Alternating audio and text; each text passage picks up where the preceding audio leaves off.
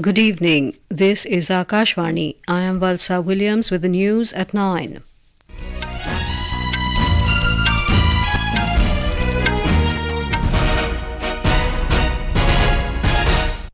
The headlines. Prime Minister Narendra Modi calls for BRICS to be the voice of the global south, participates in BRICS-Africa outreach and BRICS Plus dialogue in Johannesburg. Prime Minister raises concerns with Chinese President Xi Jinping over unresolved issues along LAC. Defence Acquisition Council approves proposals worth 7,800 crore rupees to enhance operational capabilities of armed forces. 69th National Film Awards announced today. Allu Arjun wins Best Actor Award. Alia, Bhatt and Kriti Sanon share Best Actress Award. China suspends all imports of seafood from Japan with immediate effect. And in chess, India's Praggnanandhaa settles for silver after losing to Magnus Carlsen of Norway in World Cup final.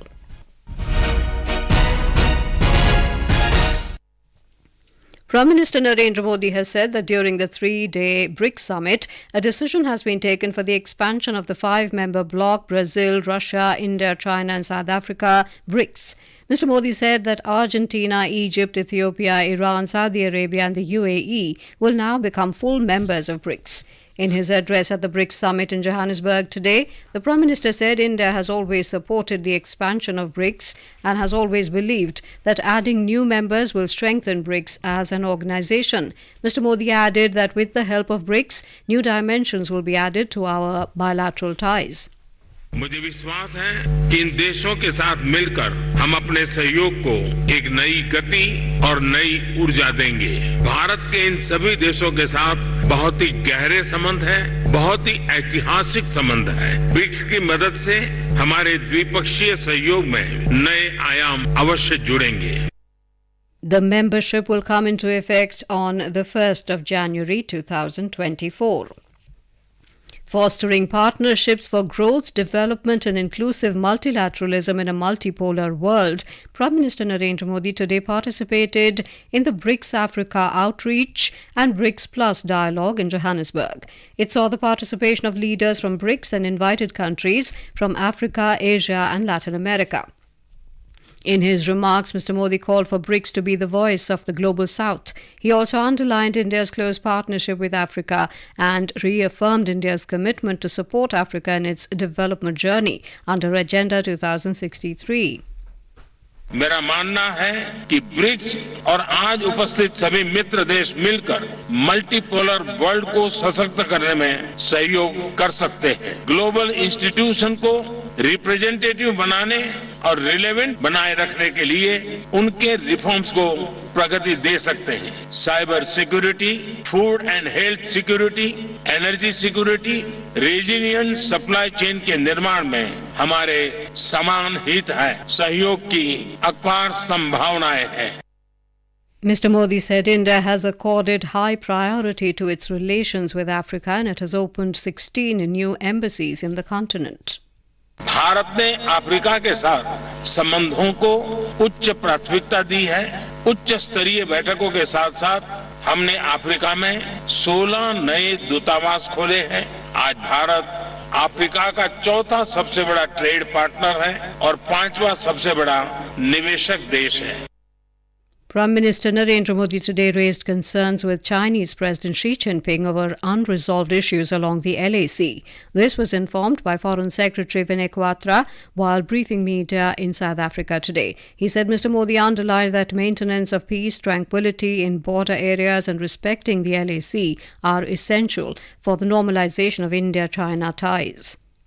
Giving a boost to India-Ethiopia ties, Prime Minister Narendra Modi today held a productive meeting with his Ethiopian counterpart Abiy Ahmed Ali on the sidelines of the BRICS summit in Johannesburg.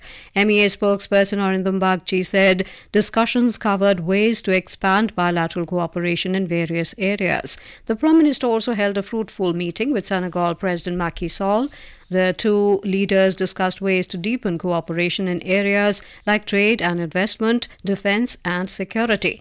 Mr. Modi also held a bilateral meeting with Iranian President Saeed Ebrahim Raisi. The two leaders agreed to fast-track infrastructure cooperation, including the Chabahar project. The Prime Minister met Mozambique President Filipe Nyusi on the sidelines of the BRICS summit in Johannesburg. The Defence Acquisition Council (DAC) accorded acceptance of necessity (AON) for capital acquisition proposals worth approximately 7,800 crore rupees in a meeting chaired by Raksha Mantri Rajnath Singh today. To enhance the efficiency of the Indian Air Force, the DAC granted AON for the procurement and installation of electronic warfare EW suite on Mi-17V5 helicopters, which will enhance better survivability of helicopters.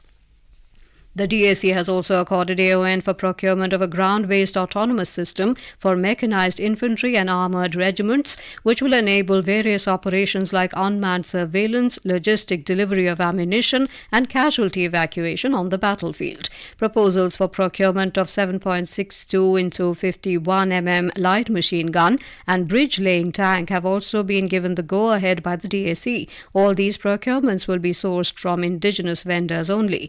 To enhance the operational capability of the MH-60R helicopters of the Indian Navy, the DAC has accorded AON for procurement of weapons for it.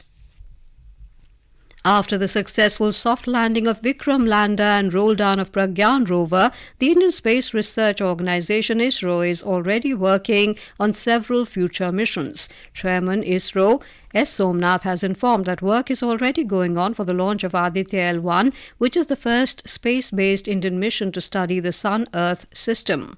The chairman further said that India is also discussing missions to explore planetary objects such as Venus. A Memorandum of Understanding MOU was signed today in Guwahati between Assam-based Numaligarh Refinery Limited and Inland Waterways Authority of India for the transportation of petroleum and petrochemical products to Bangladesh and other Southeast Asian nations. The MOU signing was held in the presence of Union Minister for Ports, Shipping and Waterways and Ayush, Sarbananda Sonowal, and Union Minister of State for Petroleum and Natural Gas, Rameshwar Teli, along with two ministers of the state government. Speaking on the occasion, the Union Minister Sarbananda Sonowal said due to the Act East policy, the entire northeastern states are turning into a hotspot of development. The monsoon session of the Haryana Assembly will begin tomorrow and continue till the 29th of August. The session will have 3 sittings only. This division was taken in the Business Advisory Committee meeting today, convened by Haryana Assembly Speaker Gyan Chand Gupta at Haryana Vidhan Sabha Secretariat in Chandigarh. This is Akashvani giving you the news. For quick news updates round the clock, follow us on our Twitter handle at AIR News Alerts. The 69th National Film Awards were announced today in New Delhi. Briefing media this evening, chairperson of the feature film jury, Ketan Mehta, said that Rocketry, The Nambi Effect, directed by R. Madhavan, has been adjudged as the best feature film for the year 2021. Allu Arjun has won the Best Actor award for Pushpa, The Rise. Alia, Bhatt and Kriti Sanon will share the Best Actress award for Gangubai Kathiawadi and Mimi. Special Jury Award, Sher Shah, Director Vishnu Vardhan. Best Supporting Actress, Kashmir Files in Hindi, Supporting Actress Lavi Joshi. Best Supporting Actor, Mimi in Hindi, Supporting Actor Pankaj Tripathi. Best Actress, Gangubai Kathiawadi, Alia Bhatt.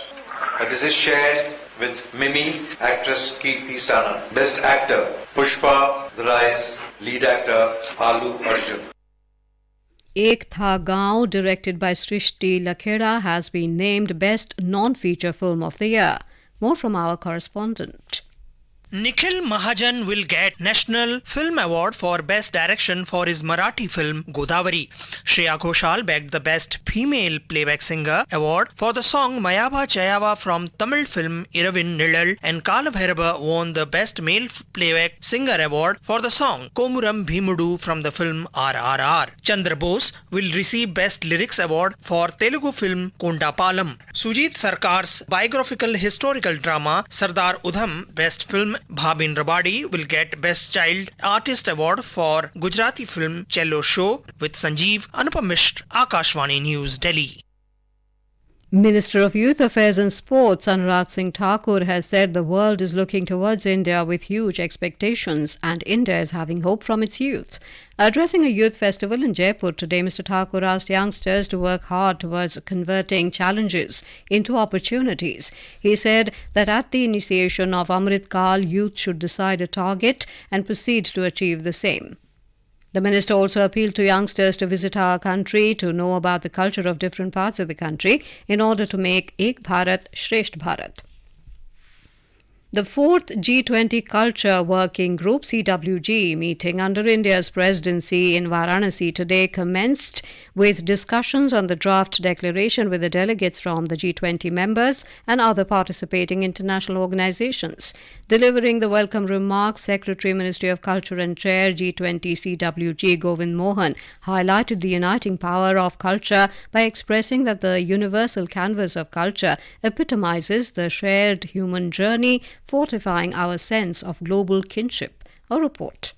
After the discussions concluded for the day, the delegates visited Sarnath near the confluence of Ganga and Varuna rivers in Varanasi. After visiting the archaeological site of Sarnath, the delegates also had a guided tour of the Sarnath Museum, which is located adjacent to the excavated site at Sarnath. The delegates also experienced an immersive cultural performance showcasing India's rich music traditions, Waves of Music, which had 4 exciting presentations underlining Hindustani classical music. Sushil Chandra Tiwari, Akashvani News, Varanasi.